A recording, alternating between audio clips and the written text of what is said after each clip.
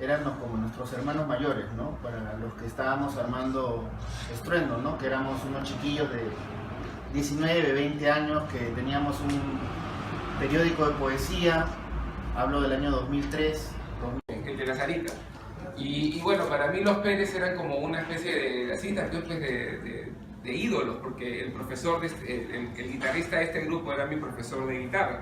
Entonces una vez, este profesor, que era profesor mío y de mi amigo Kalim, nos dio un VHS de un video que creo que había grabado Tito. Era un video de VHS en el que tocaban en un cuarto de la residencial San Felipe. En la casa de Mario.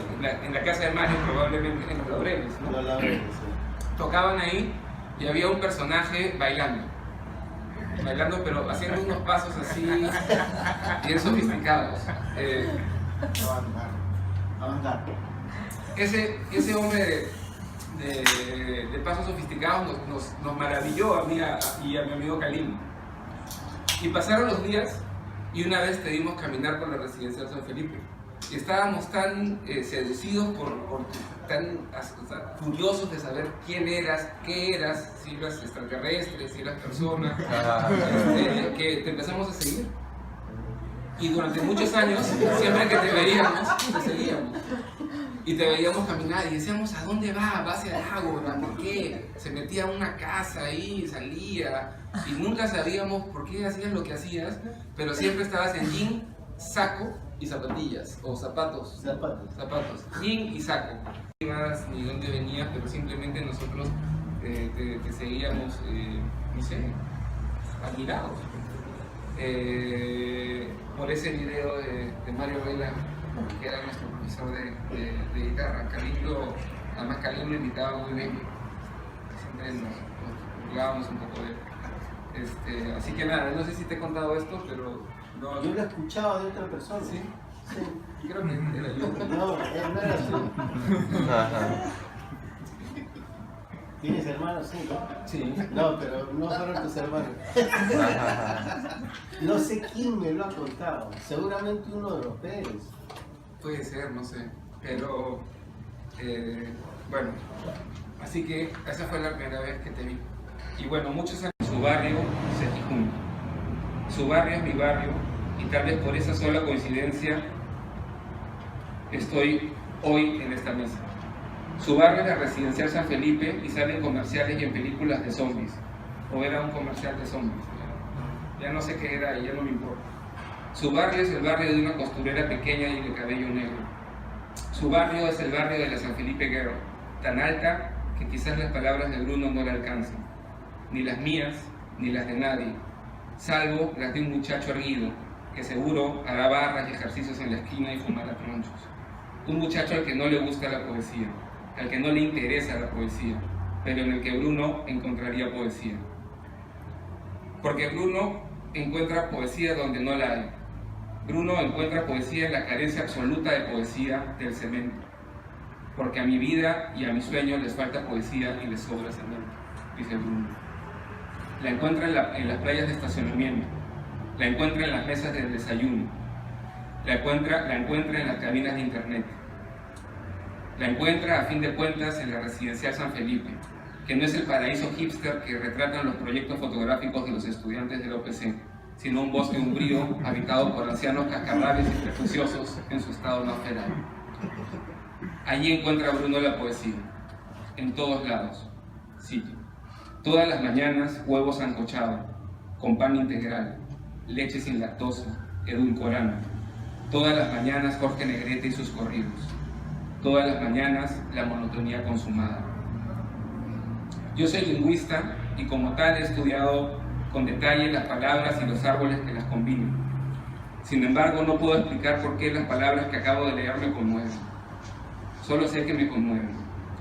Y es aquí donde empieza el trance, donde la palabra se torna palabra mágica y donde este personaje de sus propios libros, cito, en mis viejos libros de poesía que leo solo parcialmente está una parte de mí, en la que este personaje de sus propios libros decía, se nos ofrece como lo que es, un poeta sutil, contemplativo y de pocas palabras. Muchos le dirán el poeta de la Resi y todo será algarabía, Pero ¿realmente es así como queremos encasillar a Bruno, el poeta de la res y ya? Es probable que a él no le moleste, porque es modesto y porque el culto y la fiesta alrededor de sus primeros libros le pasaron un poco por la calle del costado.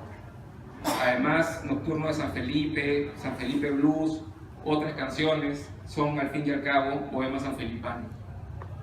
Bruno nunca ha tenido miedo de espacializar su poesía, de geografizarla, no sé si esa es una palabra, pero no sabía qué decir. Y esto aplica a varios de sus libros. Al verso corto y a la contemplación como trance poético y como refugio.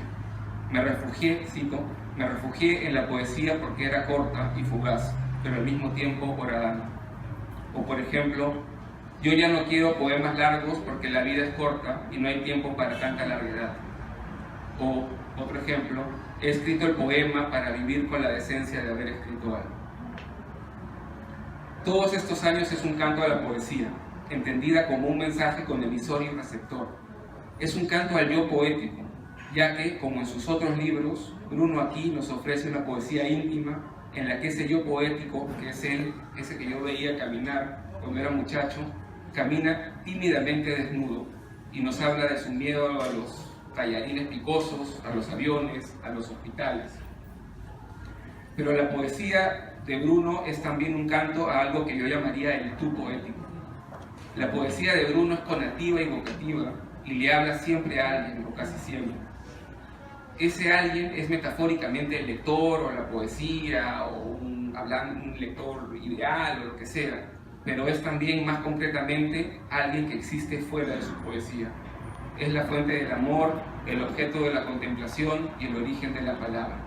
Cito: este amor fluvial, sanguíneo, repleto de besos y abrazos, pero carente de cosas materiales.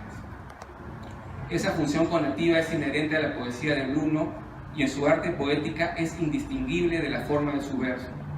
Es como si, por consideración a su receptor, Bruno le entregara mensajes carentes de construcciones subordinadas y concordancias innecesarias. Él nos los dice claramente: por eso he decidido dedicarme a los poemas cortos, porque he encontrado en ellos la víspera de tu cuerpo. La poesía de mi estado alterado y traerme a un lugar tan bonito. Alterado digo porque últimamente mi vida no tiene mucho que ver con la poesía. Sin embargo, cuando me invitan amablemente a presentar un libro de poesía, pues me obligo a leerlo y retomo algo que siempre ha estado presente en mi vida, ¿no? Y que me gusta y que me llena el corazón.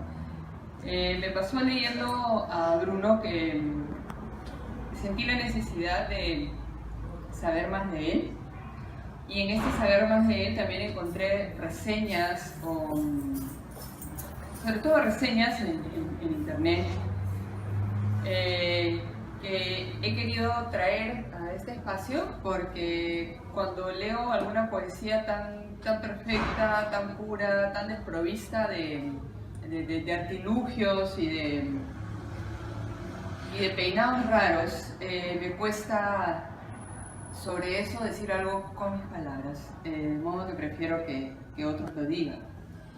Y les voy a leer los textos que van detrás del libro. Uno es de Manuel Fernández y otro es de Fernando Pomareda.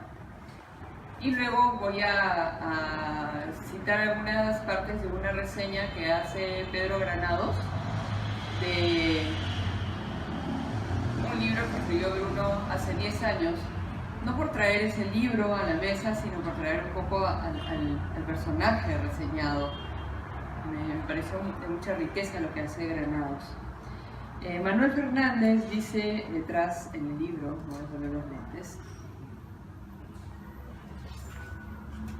distante siempre del marketing personal, moneda corriente en estos tiempos, y de todo ese odioso hermetismo pseudointelectual, la poesía de Mendizábal constituye la mejor muestra de cómo convertir la escritura en una ética y en una apuesta por alcanzar la sabiduría.